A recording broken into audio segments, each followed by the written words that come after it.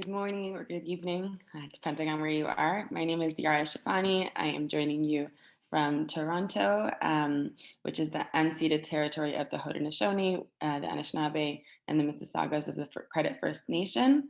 I am the Executive Director of Canadian Friends of Sabille and really happy to be here with you all. Thank you for joining us for the latest Kumi Now online gathering as we focus on current conditions in Gaza. Before we start, I'd like to remind you that this session is being broadcasted live. If you don't wish to appear, please turn off your video feed. We would also love it if you could quickly share one of the links that are being shared in the chat so others may join. Now it's time for our weekly activism survey. Mark, could you launch the poll? Please note that there are 3 questions, so scroll down for the third, and I'll give you all a minute or two.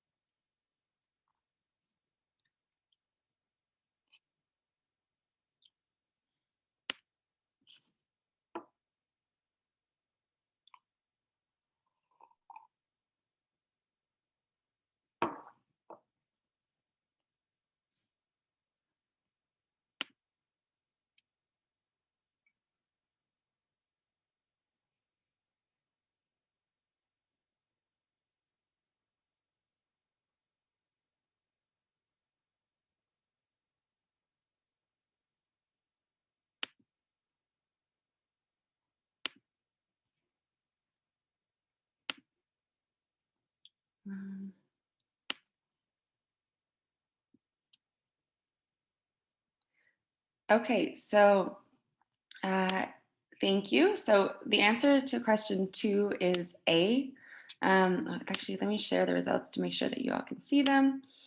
So the answer to question 2 is A, which is 1976. So Land Day commemorates the first Palestinian general strike in 1976 against land confiscation in Israel. On the same date in 2018, Palestinians in the Gaza Strip launched the Great March of Return to protest the blockade of Gaza and demand the right to return to their lands. And the answer to number 3 is D, deterioration had actually accelerated. The follow-up report stated that sadly, as we check in on those same trends again, the deterioration has accelerated, sped along, and not least by a devastating round of hostilities in 2014, from which we are only now starting to recover. And this was, of course, prior to the COVID outbreak. We hope that I'm seeing that some folks didn't get a chance to engage with the poll. So I apologize about that. But we do hope that you find this session interesting and informative. And I'd like to start by having everyone you'll be seeing today introduce themselves. Andros, welcome.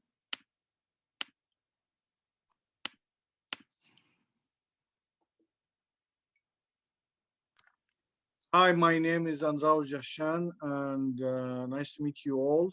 I work at Sabille since 2018. Thank you, Andros. It's great to be here with you. So, Suhaila, welcome.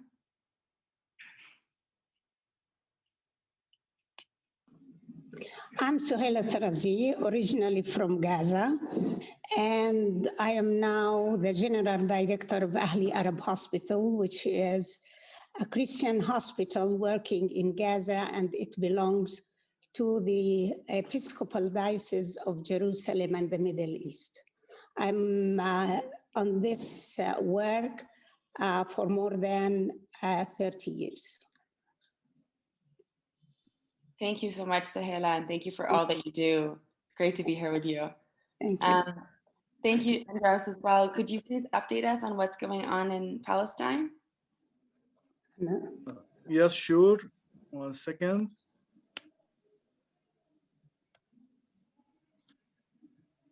So, although in a reduced form, this year Christians in the Holy Land were able to celebrate Palm Sunday after a year-long suspension of public masses and celebrations of the coronavirus pandemic. An estimated 1,000 faithful took part in the traditional procession from the Mount of Olives in Jerusalem, celebrating the triumphant entry of Jesus into the holy city. The participants consisted of Arab Christians from Jerusalem and a number of foreign clergy, monks, and nuns.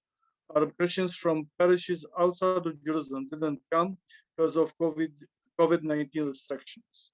The process ended at Lions Gate, where Patriarch Pierre Batista Isabella gave a blessing while people chanted Hosanna in the highest. On the same note, Sabil, with the cooperation of Sabil Friends in Australia, had an online worship service for Palm Sunday. If you are interested to watch it, please write us in the chat to give you the link for the recording of it. Palestinians mark today the 45th anniversary of Land Day with rallies and marches planned in several Arab towns inside Israel, mainly in the towns where Israeli police shot and killed 6 Palestinian citizens of Israel and injured many others who were protesting Israeli government appropriation of thousands of dunums of their lands. The main events are expected to take place this afternoon in the towns of Sakhnin, Arrabe, Der Hanna, Kufr Kanna, and Taibe, all in northern Israel. People will visit graves of their sons killed by the police and march through the towns with a central rally planned in the town of Arrabe. Israeli police killed a mentally disabled Palestinian citizen of Israel in the city of Haifa. The Arab 48 news website reported that the sister of Munir Anabtawi, 33, saying that Munir asked his mother for money, but she hadn't at that time, so he went down to the street behaving angrily. He suffers from mental disorders. She added that as a result, her mother called the police, asking them to make sure that Anabtawi would not pose a danger to himself and others and be transferred to a hospital. Police officers arrived at the scene in the Wadi Nisnas neighborhood of Haifa, where they opened fire at Anabtawi, critically injuring him in the back.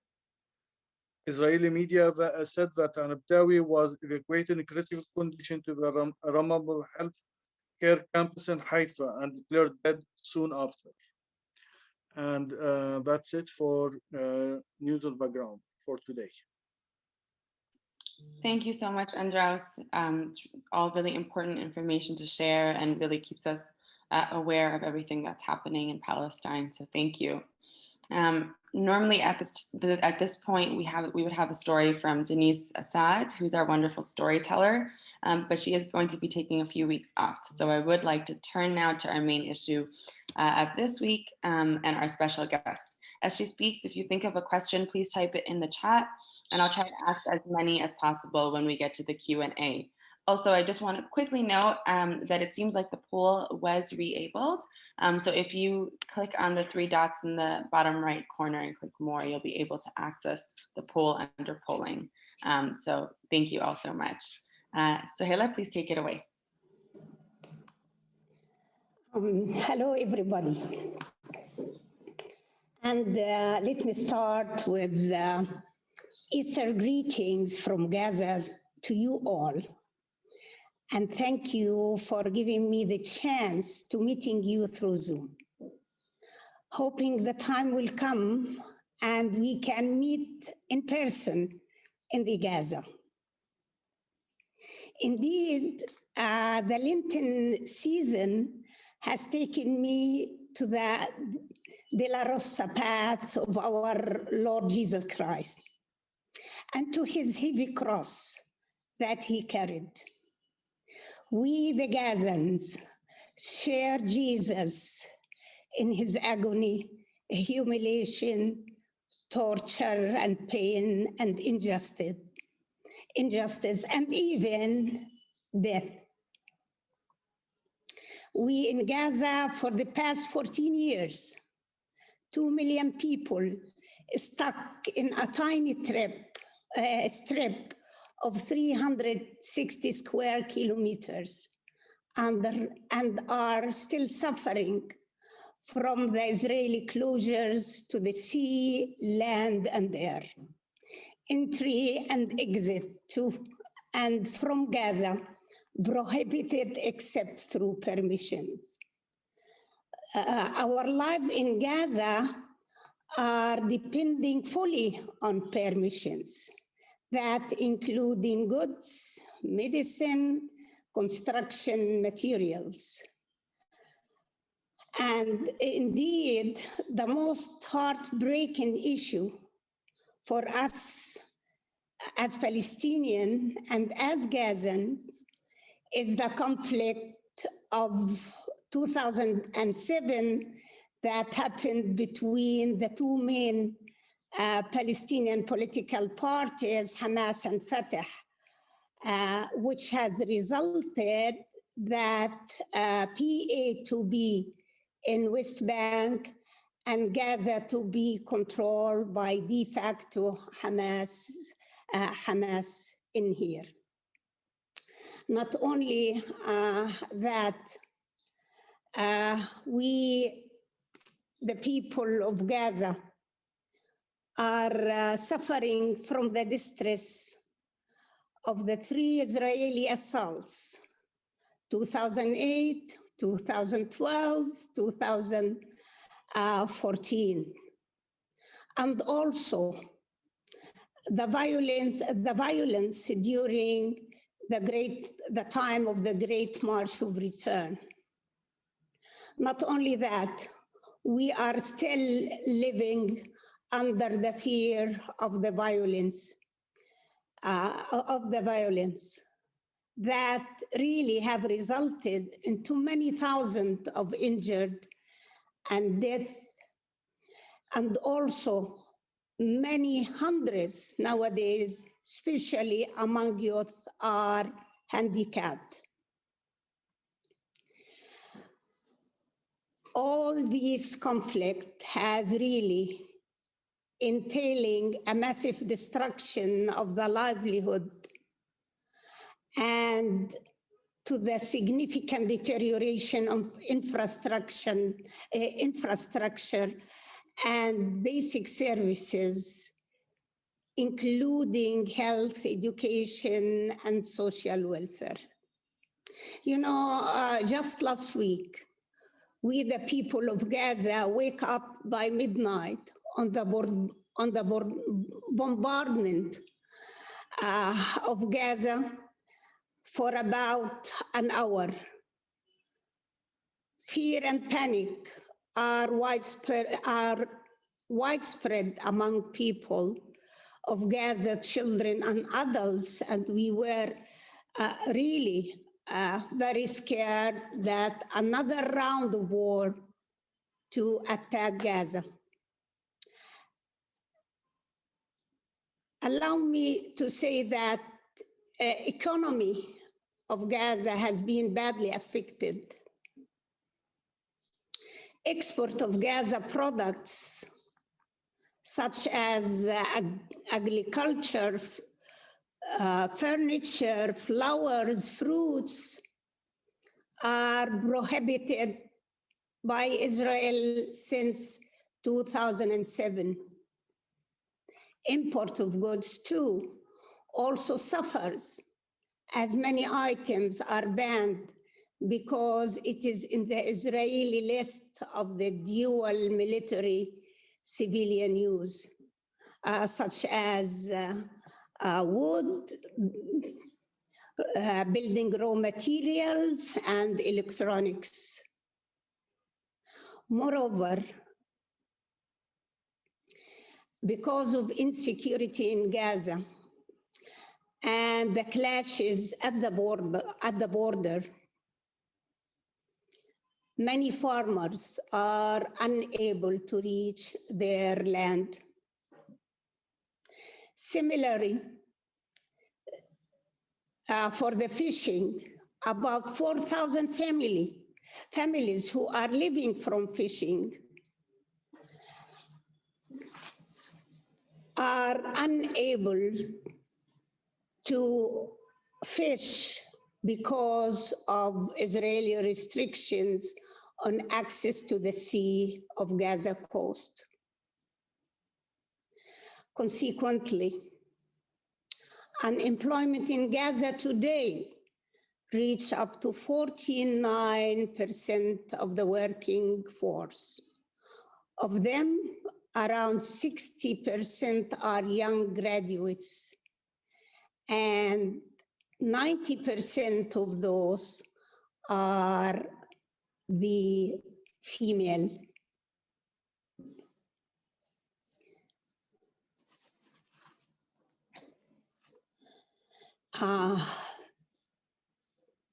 The Gazans, at the time being, really are experiencing further challenges. 70% of the population is food insecure,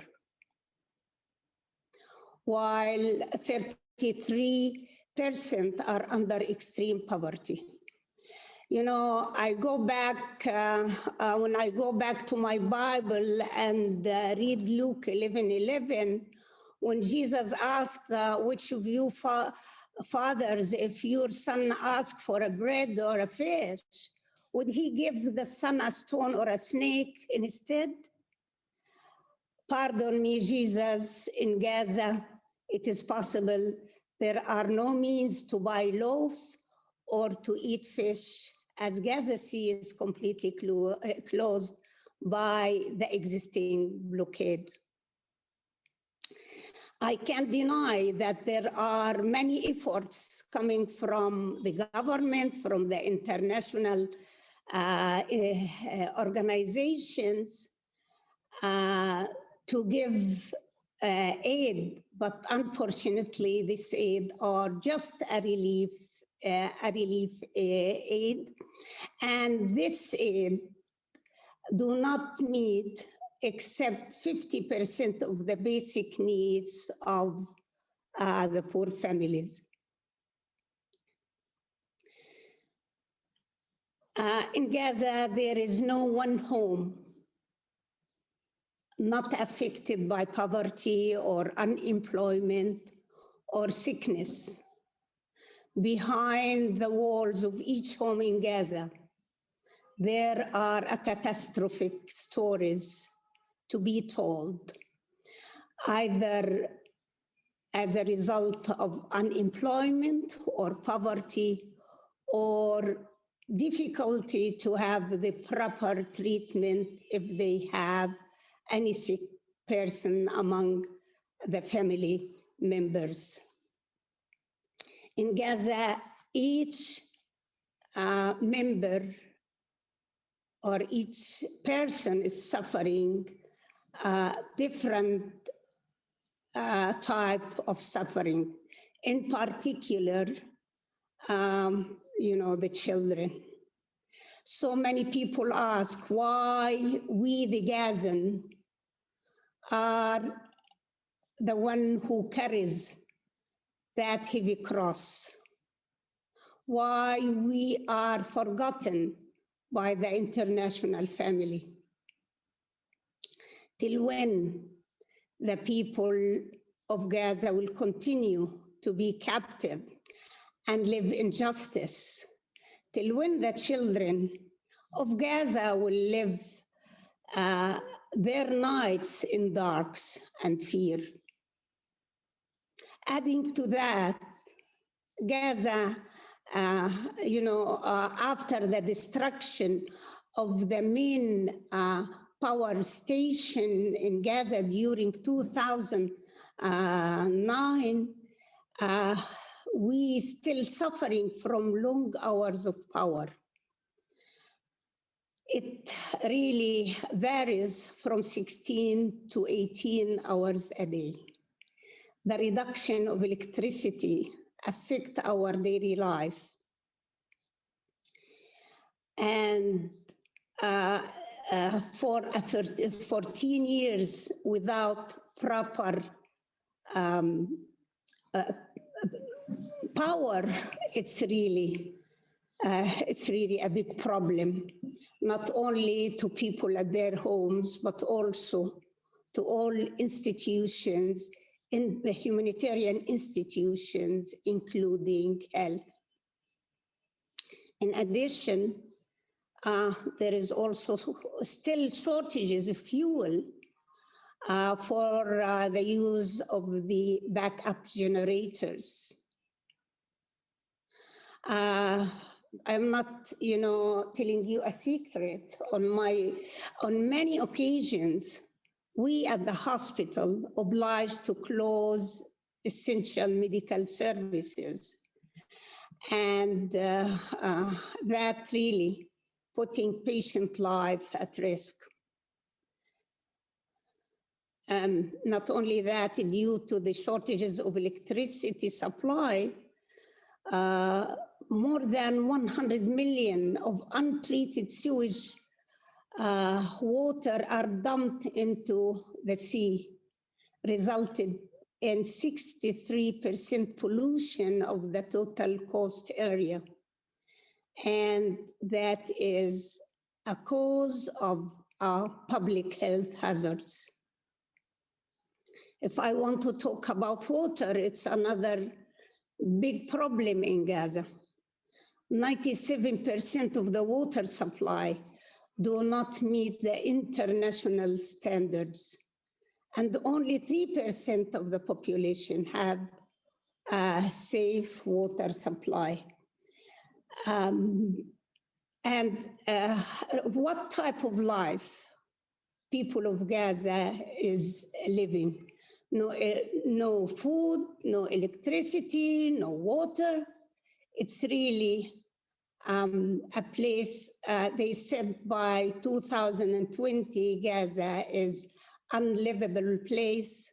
Indeed, it is catastrophic place for people to live. And since I am a part of the health services, let me give you a glimpse about how the health situation in Gaza looks like.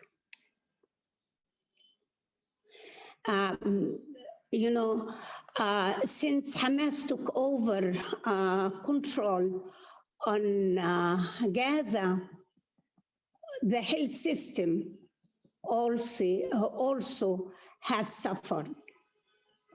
Many services, because of the blockade, many services and specialties and life-saving treatment are not available nowadays in Gaza.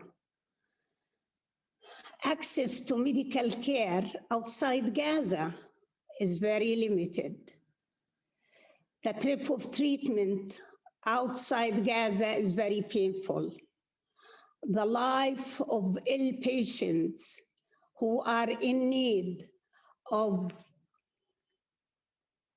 other health services depends on Israeli permission and fund coverage by the PA. Patients to get permits usually comes late or rejected. During last year, more than 31% of the requests of patients were rejected. Many patients die waiting for the permission, in particular, those who have cancer. The health services in Gaza also are suffering from chronic severe shortages of essential drugs. The latest WHO report declared that 51% out of the essential medications are less than 1 month's supply, and out of which 90% were completely depleted. 50% of medical equipment is out of order. Repairs are impossible due to the aging and lack of spare parts allowed to enter Gaza. Several appeals were issued by the Palestinian Ministry of Health, telling that the healthcare system is on a verge of collapse due to the severe lack of electricity and fuel and medicine. Indeed, the situation is really very scary in Gaza. Anemia, for example, among preschool children nowadays becomes up to 59%, and 30% of them are malnourished. Anemia among pregnant women is also high. It is about 38% of pregnant women are suffering from anemia. Not only that, children of Gaza the number of traumatized children are really becoming high. According to WHO, about 300,000 children are suffering from anxiety, distress, and loss of hope. Really, what have Gaza children done to live in misery and injustice? Nowadays, we are looking into a serious problem in Gaza among youth. Many youth committed suicide attempts due to the lack of hope. During 2020, a total number of 24 people, including 4 women and 5 children, have committed suicide. And there are many attempts which is really not reported.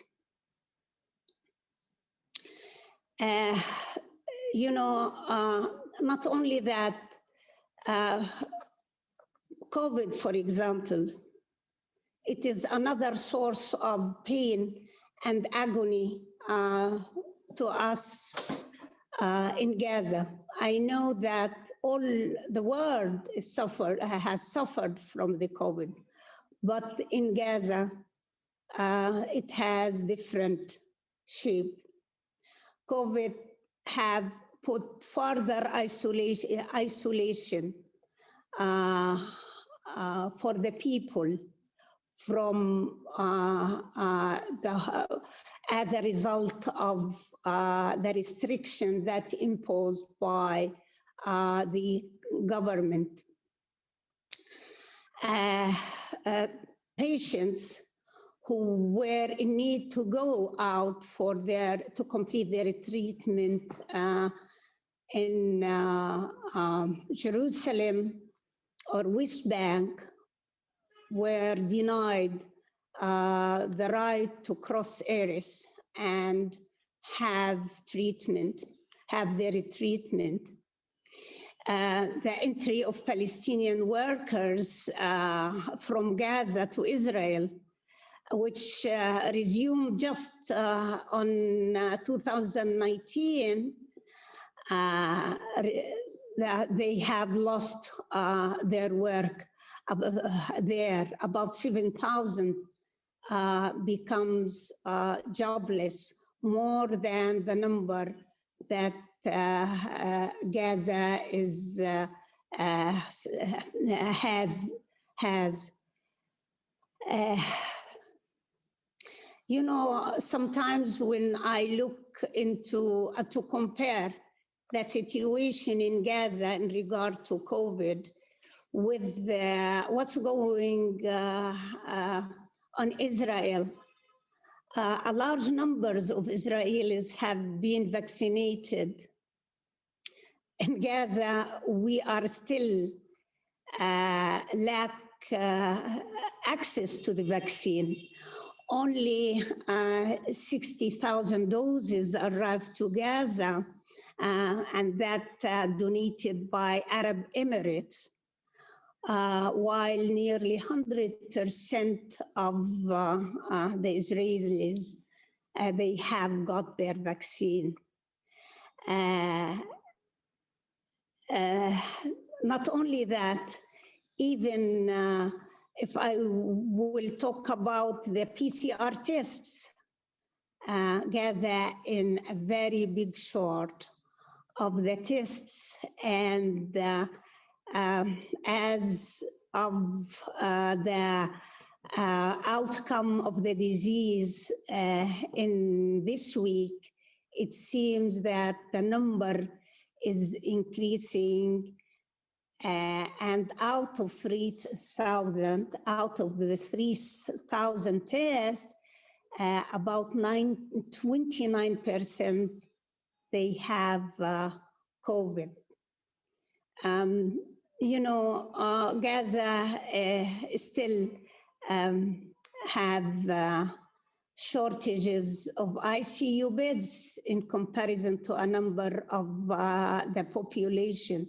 We have only 180 ventilators are available. And as COVID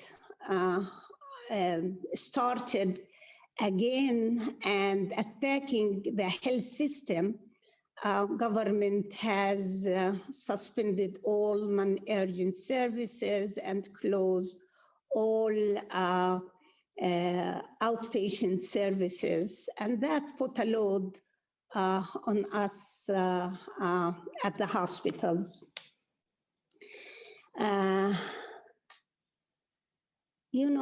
The life in Gaza is filled with the uncertainty, restriction, and worry. We do not know what is going to come.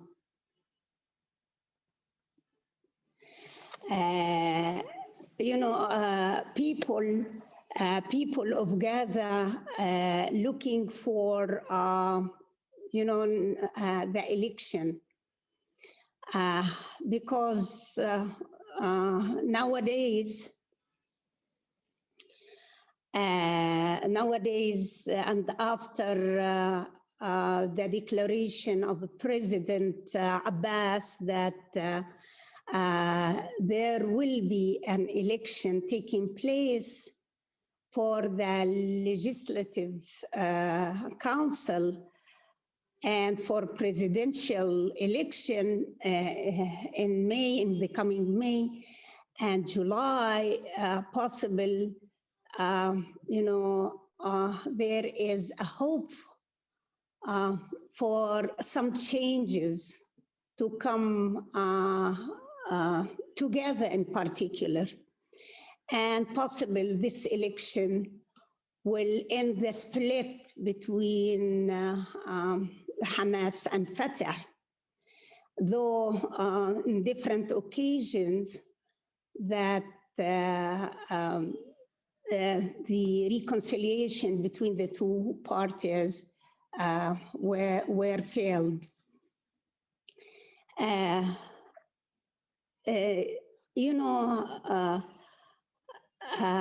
Our life in Gaza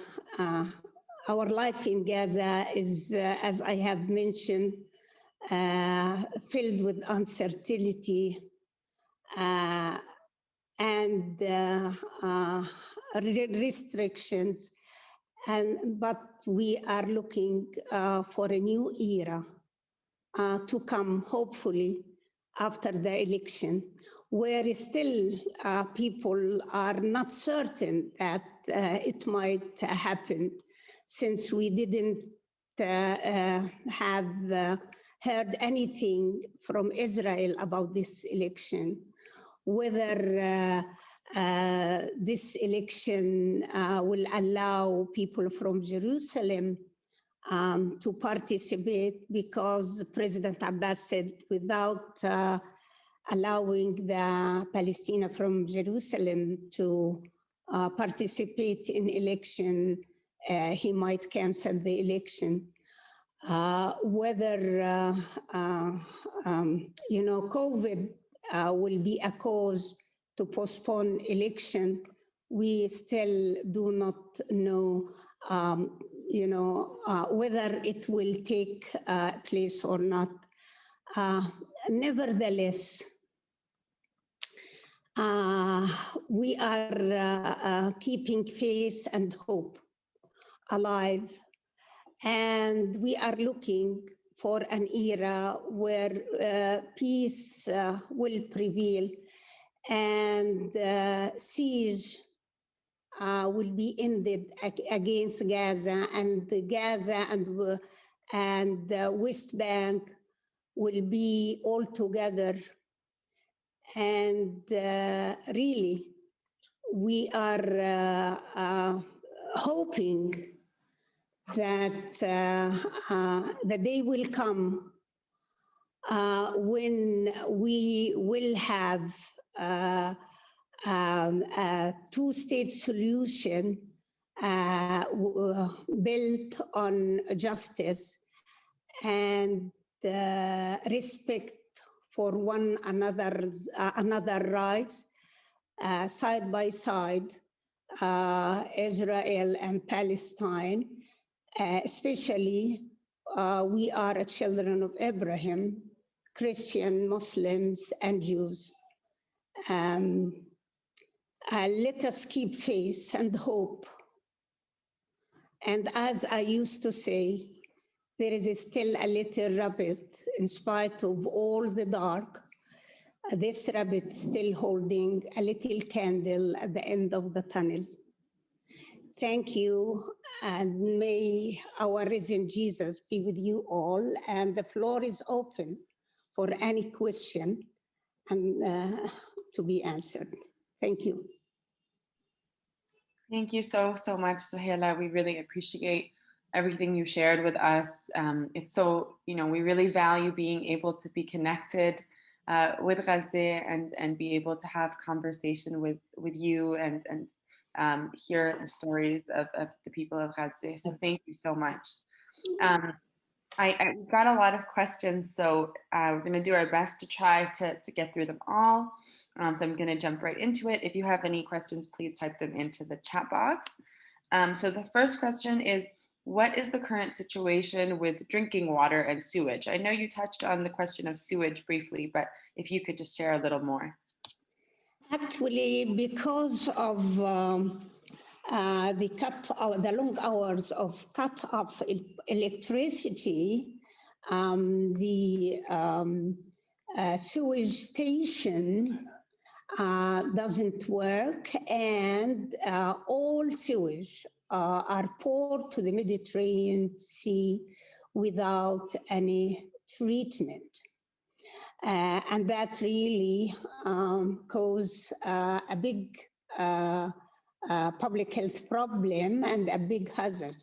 Not only that, water of Gaza, most of the water of Gaza is pumped by Israeli, and the water in Gaza is very salty. More than 80% of the underground wells are penetrated with sewage, and it is unsafe to be used for people or even for animals because it's really a source of sickness, and a health problem. Gaza nowadays is importing water, but water is not available to all people because it's beyond the capability of the majority to buy water. When I have mentioned that 50% of the people in Gaza are dependent on food aid. It is therefore water, if continued like that, I don't think that the Gazans will still alive. Even they cannot, if we have small agricultural acres with this water, nothing will be will come will be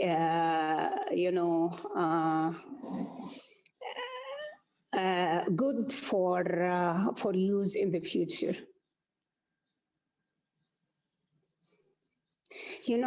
From the statistics of a hospital, the number of patients who have stones, kidney stones, are really bigger and bigger.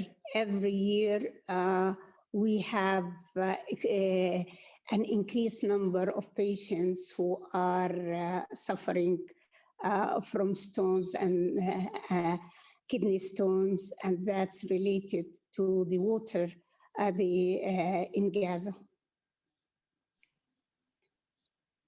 Thank you, Suhaila. And I think that's a very important point is, when we talk about unclean water, oftentimes we don't talk about all the effects, the health effects that, that come with that as well. So thank you so much for sharing that with us.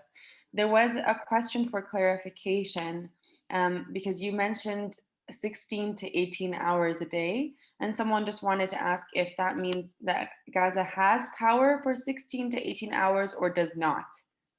Actually, 16 or 18 hours outages of electricity. There is no electricity at all. And really, even housewives, they have to regulate their time at homes according to the availability of power at their homes. What about hospitals? It's really like a hospital, like Ahli Arab Hospital, because our resources are very limited. It's a drain of all resources because a hospital without electricity means nothing. And to operate the backup system of generators, it needs the fuel. Fuel, it's so expensive and it's not available all the time in the Gaza. It's really a big problem not to have electricity in Gaza.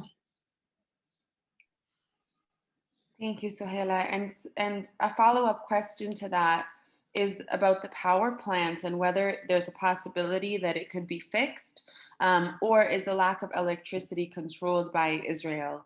And why can't the international community be allowed to fix the infrastructure? Actually, this is a big problem in Gaza.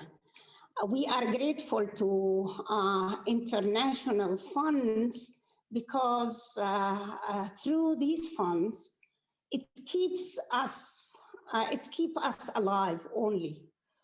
All the funds that are coming from internationals are relief funds, nothing to address development, to build up, a new power station and to build up an infrastructure means it needs a development fund, but nothing in the policy or agenda or the agenda of the international family to address these two issues. Thank you, Suhaila. And someone, as a follow-up to that, someone asked, are aid supplies getting through freely or are they delayed or blocked?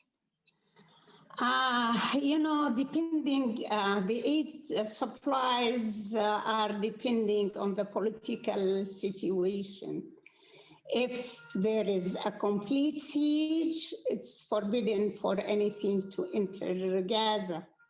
And so many times there were big delays in getting, food aids or medicine into Gaza. We are living our life day by day, and circumstances of political situation is controlling our life in here.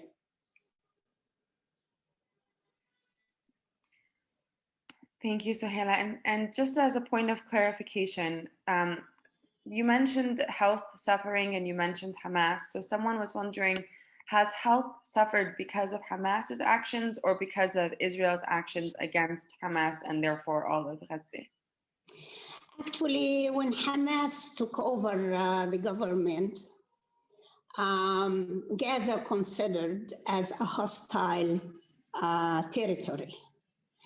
And since then, blockade imposed by Israel, international aid stopped. Even the government, the PA also has put restrictions on Gaza. So many factors really played a part. The health system is deteriorated as a result of blockade and short of fund from both the PA and also the international family. Thank you, Suhaila. And then a question here is around the election. Will every Palestinian get a ballot? Every Palestinian what? Will every Palestinian receive a ballot to vote?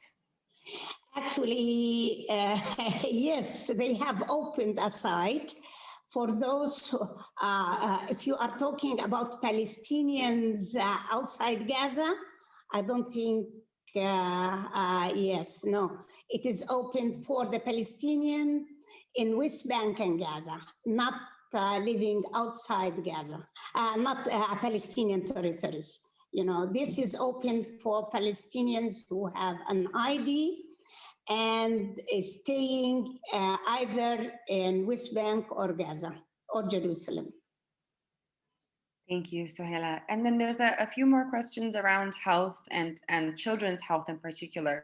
But the first question that I have here is what support is received from the World Health Organization, if any? You know, World Health Organization has a health cluster, which is Ahli Arab Hospital is presented in that cluster. And they are evaluating the health needs continuously, and according to the outcome of the health needs, they are trying their best to help by, addressing special funds to cover these health needs. For example, shortages of medicine. So many, I think there is certain budget addressed to Ministry of Health to be able to buy medicine. Recently, because of COVID and the closure of inpatients or elective cases to be done at the government, Healthy Cluster has recommended to OCHA, the UN Humanitarian Office, to subsidize treatment of patients who are in need of surgeries, and they have contracted different hospitals, among them Ahli Arab Hospital, to help in minimizing the waiting list of the patients within the government. World Health Organization is really doing a great job in Gaza, but there are big needs, big health needs, beyond even the capability of WHO. It needs governments, strong governments, to build up the health system from scratch in Gaza. Thank you, Suhaila. And When you're talking about needs, I imagine there's a big scope, but a few questions are touching on children and children's mental health and physical health. So I'm going to ask both, if that's okay, since they're related.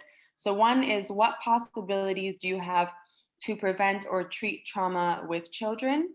And the second question is, in addition to the malnourishment for so many children, how have children suffered mental and emotional problems as a result of the 3 attacks on Gaza in the past few years? Really, the most vulnerable people among Gaza society are the children.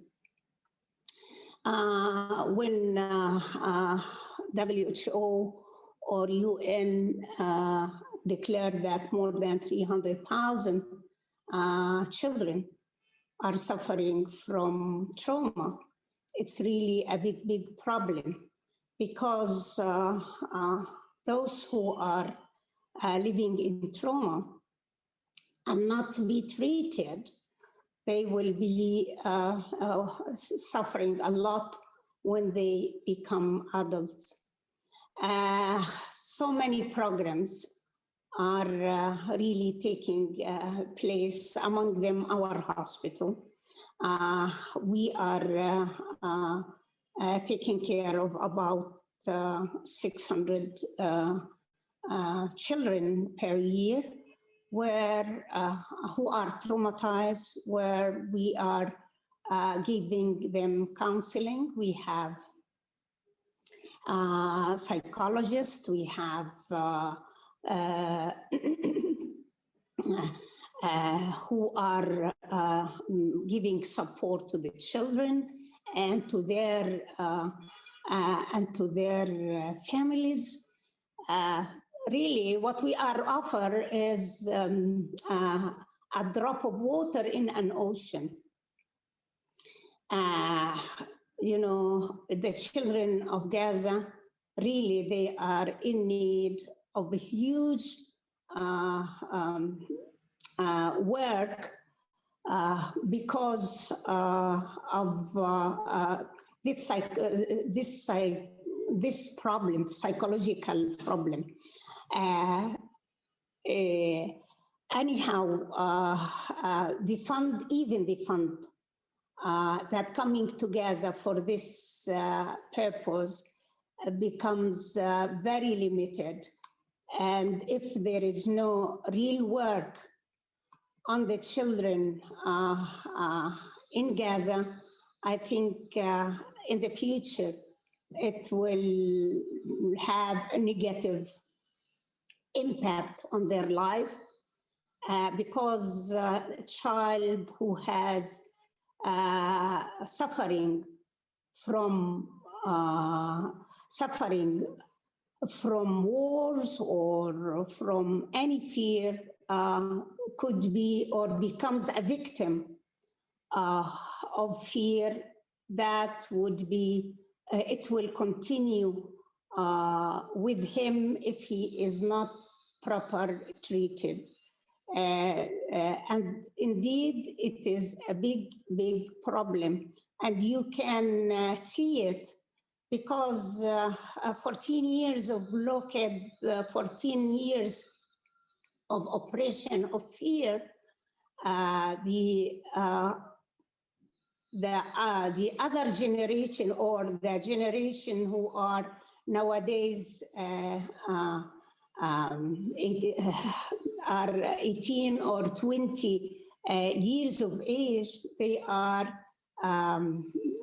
are suffering from violence behavior, either toward their families or their neighbors. It is therefore there is a big problem in here belong to the women who are also suffering from the violence, the domestic violence within the families. And that, I am sure, resulted because those who were raised in violence during the first Intifada and during these 3 wars, it will be affecting them in the future. As for, the underweight children, it's also a big, big problem in Gaza. And this is another, big needs that mentioned by WHO and asking the international family to address this problem in Gaza.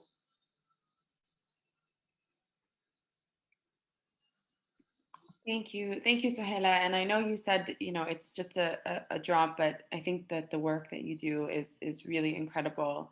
And I've seen so many people in the chat just thanking you so much for all that you do and really sending their love and solidarity and prayers to Gaza. On that note, there's one last question, and I think it's a good question for our last one, which is, what are 1 to 3 things that we can do today to change the current situation?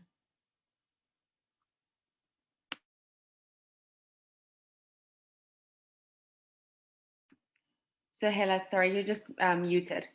Muted, okay. There we go. Actually, what you are doing in our behalf, the advocacy that you are taking care of, great thing. We need a lot of people to know what's going on to the Palestinians. And we don't want anything except the truth. And especially that nowadays, most of our friends, they are unable to reach us. Talking in our behalf for peace and justice in the Holy Land is a great, great work, and we are really grateful to you for this good work. This is number 1.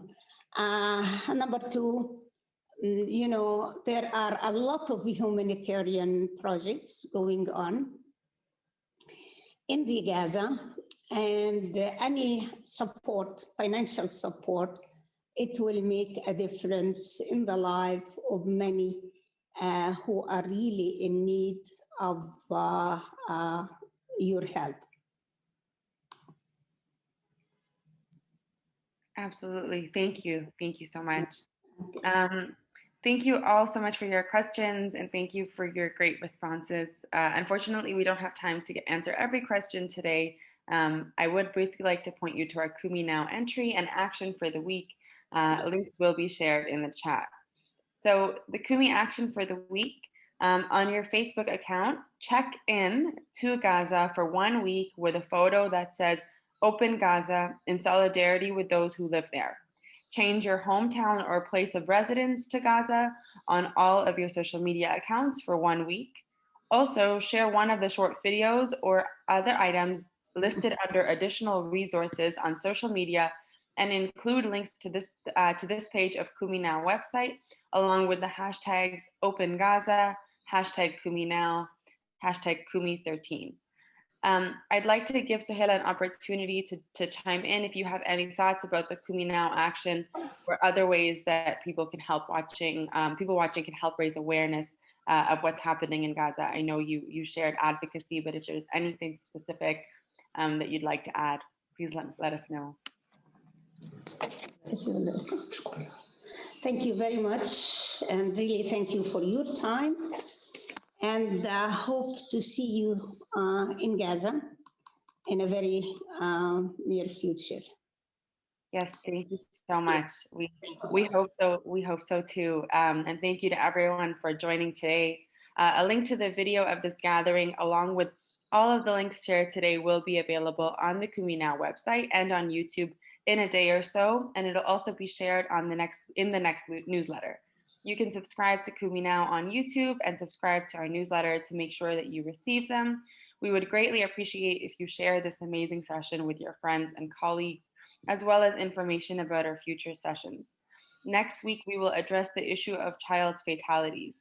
If you'd like to be reminded of the online gatherings an hour before they begin, you can register for email reminders at kuminow.com/online using the form at the bottom of the page.